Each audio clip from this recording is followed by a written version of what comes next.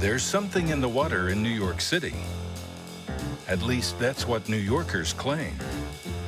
The city's water has been credited for making things like pizza and bagels taste better. Yet getting this water to the taps of over 8.5 million people is no easy feat. From pristine reservoirs, the scope and scale of this water supply was unlike anything that was ever tried in modern society, to the state-of-the-art treatment facilities. In this facility, we're treating somewhere between 900 million to 1 billion gallons a day. To the tops of some of New York City's famous skyscrapers. My dad always said that Paris has the Eiffel Tower, Pisa has the Leaning Tower, New York has the Water Tower. Without this infrastructure, New York City would not be the metropolis it is today. It's really important work that New Yorkers don't see, but they certainly appreciate every day when they turn on that tap and the water's there without having to think about it. This is how 1 billion gallons of sparkling clean water gets to New York City every day.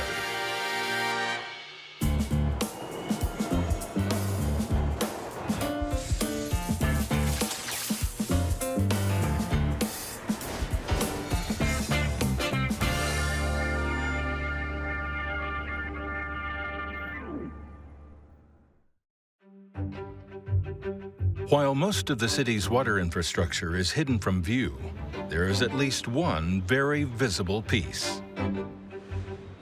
It's a famous New York icon and a business that is still very much thriving today.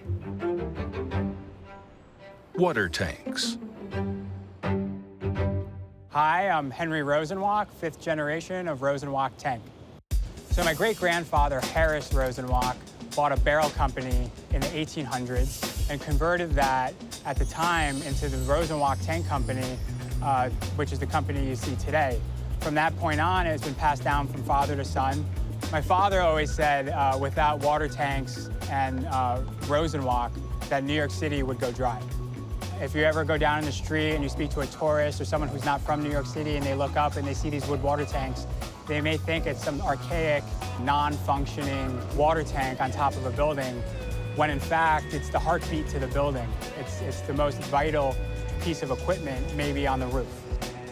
These wooden water tanks that dot New York's skyline provide drinking water, fire suppression, or both to buildings 6 stories or higher. They are built to last 30 years or more. With so many tanks to maintain, Rosenwalk tanks spend several days a week tearing down old tanks and replacing them with new ones. You can't afraid of heights, otherwise you can't do this job. C.J. Adonis has been working with Rosenwalk tanks for 17 years. I'm from Guyana, and where I'm from, buildings is not this tall. And when I come to this country, I was amazed of all these big skyscrapers. And when I started working on the water towers, it was amazing to me. Some people have to pay for the view. I'm seeing the view free every day.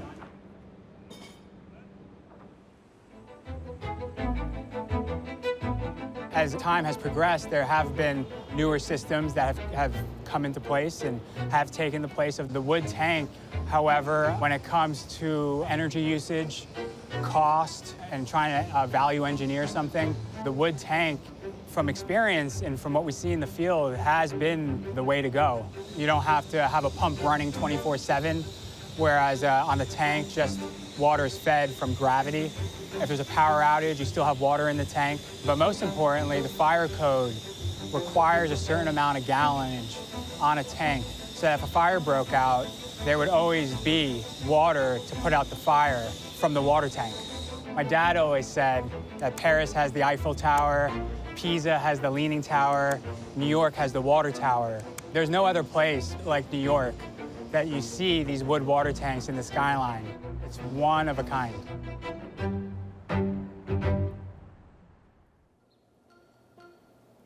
While some call it the champagne of water today, New York's water supply was once quite the opposite.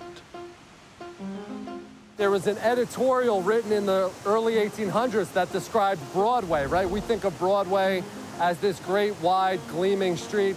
Back then it was described as having filth that was ankle deep in the consistency of bean soup.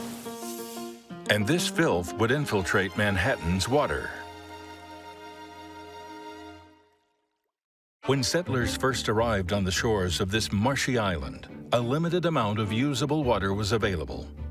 Despite Manhattan being surrounded by rivers, their proximity to the ocean makes them too salty to be a source of drinking water. Freshwater ponds and springs, and later the introduction of wells, provided water for the city's growing population throughout early European settlements. Yet with the lack of any infrastructure for trash or sewage at the time, residents would pour their waste into the streets or waterways. The water became infamously contaminated. Only the wealthy could afford to pay for water from fresh springs up north. It was well known that drinking beer was safer than drinking water. But as the city grew, it was becoming obvious that pints of beer weren't going to cut it for much longer.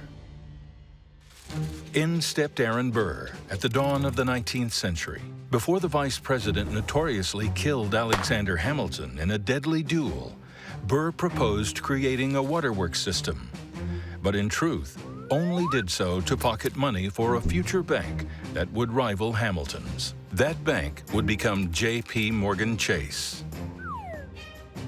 Burr's Manhattan Company tapped into existing wells to get water for their pipes in a city already plagued by contaminated well water.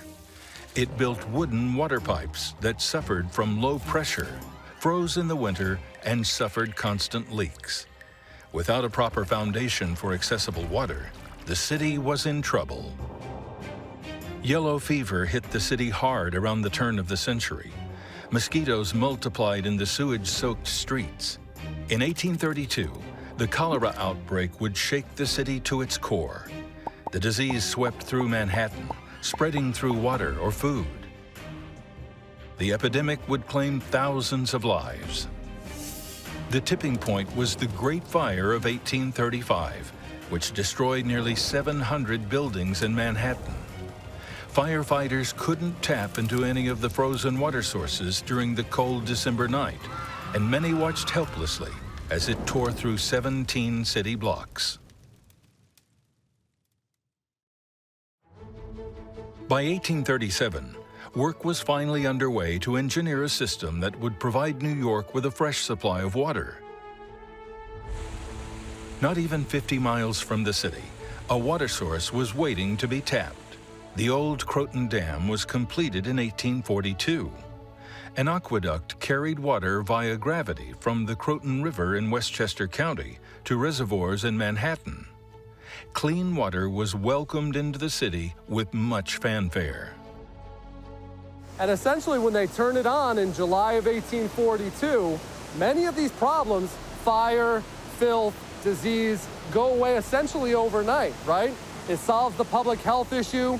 The gravity-fed nature provides pressurized firefighting the way we think of it today, and they're able to keep the city healthy and clean. When the Croton system was first built, it was much smaller than the Croton system we have now. Eventually, the city outgrew that system and it had to expand it. And the first thing that it did was it began by building this dam here, which made the Croton Reservoir a lot larger. It built some other reservoirs upstream, and it actually built a second aqueduct, the New Croton Aqueduct. It was actually part of an expansion that matched the need to quench the thirst of more and more New Yorkers as the city was growing. So we're here today at New Croton Dam.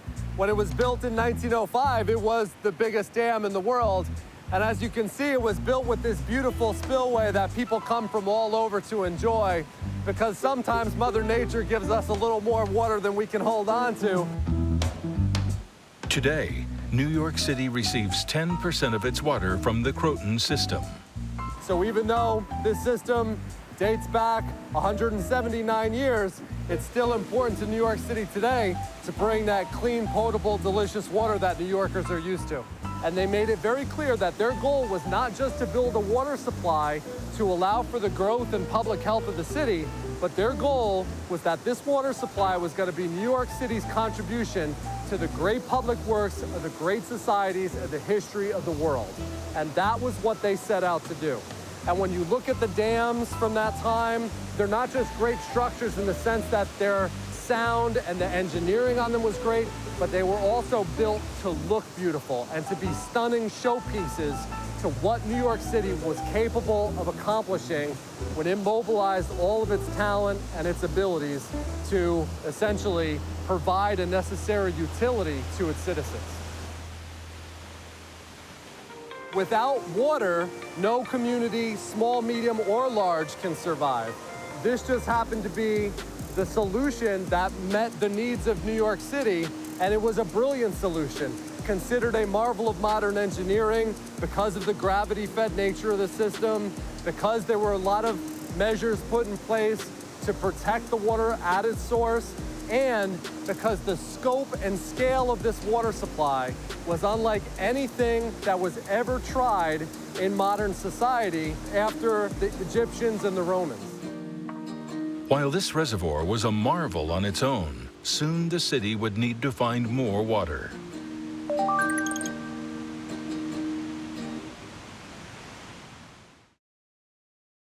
By the end of the 19th century, the city, as we know it today, began to take shape. The 5 boroughs consolidated to form the city of Greater New York. And its population began to soar, growing by about 115,000 people per year. By 1904, New York was home to 4 million. The city barely escaped a water shortage more than once during this time. The New York City Board of Water Supply was created in 1905 and tasked with finding another source of water, at whatever cost. Many towns in upstate New York were claimed via eminent domain. They were flooded so that New York City could keep growing. This played out throughout the building of more reservoirs throughout the 20th century, creating what is today the Catskill-Delaware watershed system. Together, they provide the city with 90% of its water. The Ashokan Reservoir is just one of 19 reservoirs in the system. 4 towns were submerged and 8 were relocated by the time the reservoir was completed in 1915. More than 2,000 people were forced out of their homes, often without fair compensation or ample notice. 32 cemeteries were excavated and moved. The city even paid community members $15 to move their dead elsewhere.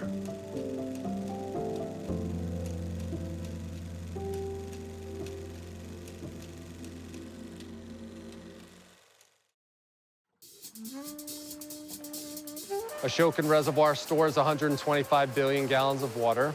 It's responsible for about 40% of the water that goes into the city. Today's mission is to protect water quality at the source.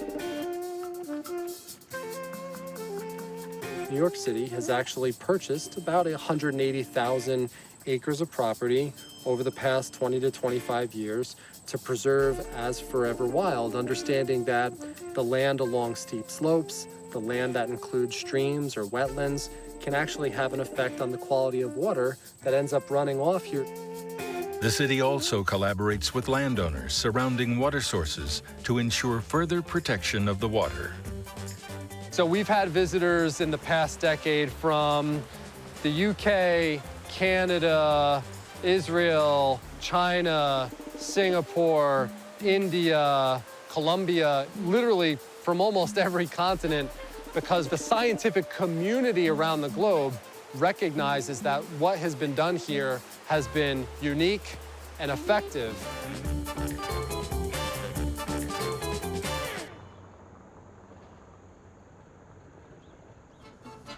Maintaining water sources like this requires careful work by water quality field scientists like Caitlin Corin.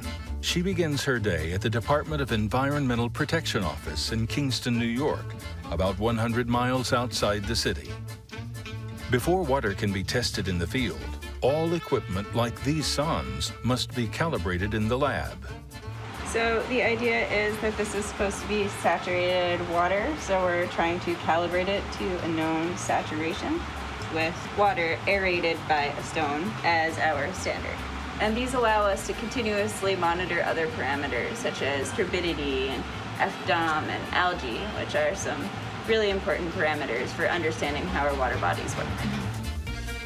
Scientists then travel to the source itself, where they may pay a visit to a robo-hut where they can monitor water quality. This data logger is storing the data that's coming up from the stream every 15 minutes. We have remote telemetry in here, so we can access it from far away. So if there's a storm or some other event going on, if it is hard to get here, we can actually look at what's going on in the water. Nearby, another scientist, Justin Zimmerman, is testing the water and gathering samples at the creek. Our scientists are going out and taking bottles like this and grabbing about 60,000 samples a year, okay? And then they take them back to the lab and they're analyzed 600 to 700,000 times a year. That means we're testing it almost 2,000 times a day. You're talking about a massive amount of data that we're gathering, interpreting, and using to make decisions about how we operate the water supply. All the decisions we make are based on sound science. This is the sound science. But there are several more layers of protection the water must go through.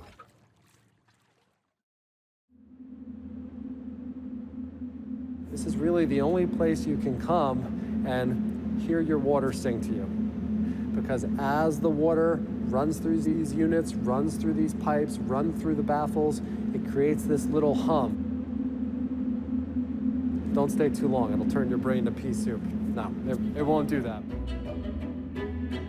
The city prides itself on having one of the only sources of unfiltered water in the country. It is only treated with chlorine, fluoride, food-grade phosphoric acid, and UV lights at facilities like this one, the Catskill, Delaware UV Treatment Facility in Westchester County, New York. So in this facility, we're treating somewhere between 900 million to 1 billion gallons a day.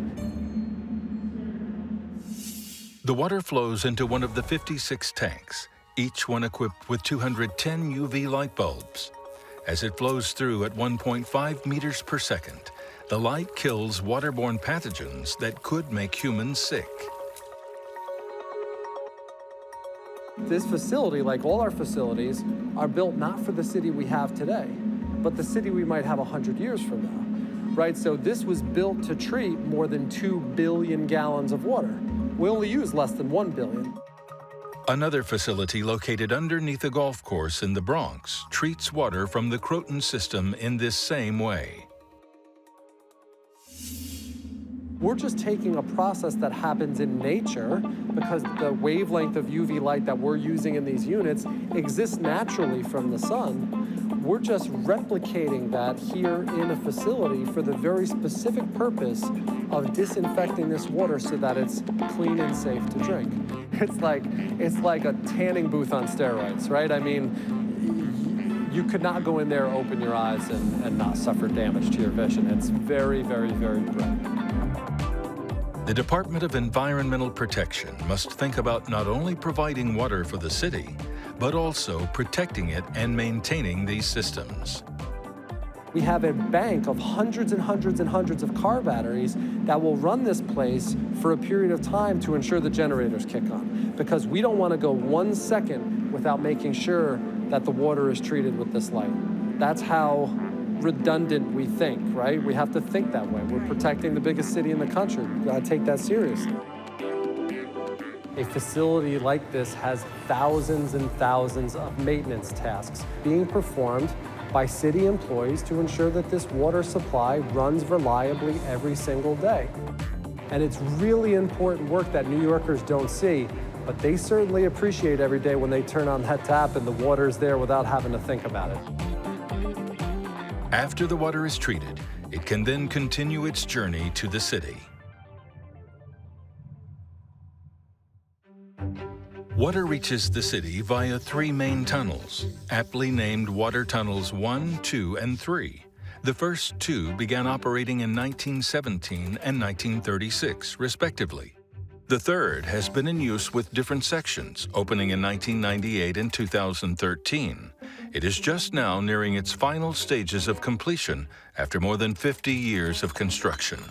It is the most expensive capital project the city has ever taken on, with the price tag of $6 billion. The tunnel will serve as a backup because if something were to happen to water tunnels number 1 or 2, millions of people would go without water. The completion of tunnel number 3 will also allow the city to shut down another tunnel for repairs. 24 people have died during construction of the 3rd tunnel.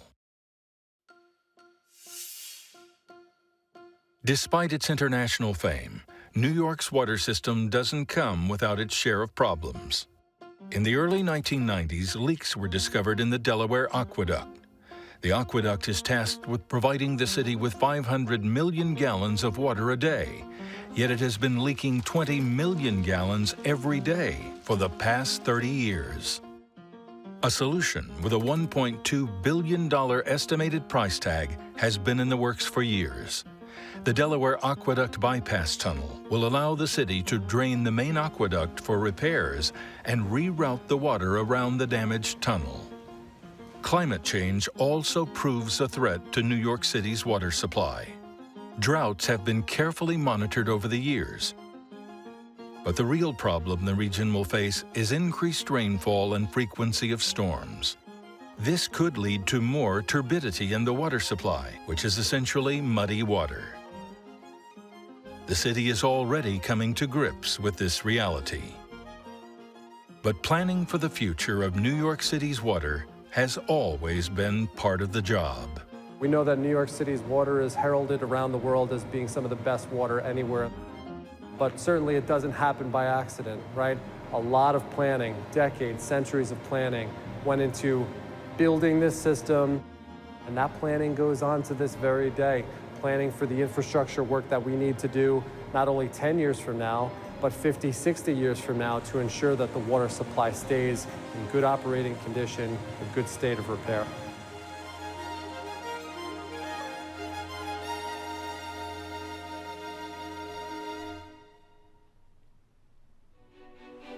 From mountain streams to the tops of skyscrapers, this is the system that New Yorkers and its visitors can thank for its water. The system is unbelievable, I would say. And I'm so proud to get to work with a company like this and for the system. That's only if they ever stop to think about it. As a New Yorker, we are very fortunate to have running water. It's something we do take for granted every day. We're sort of the great silent service. You wake up in the morning to brush your teeth, take a shower, make your coffee. You turn that tap, the water has been there every single day since 1842. We take a lot of pride in that. If we're doing our job right, New Yorkers should never have to think about where their water is coming from or the quality of the water.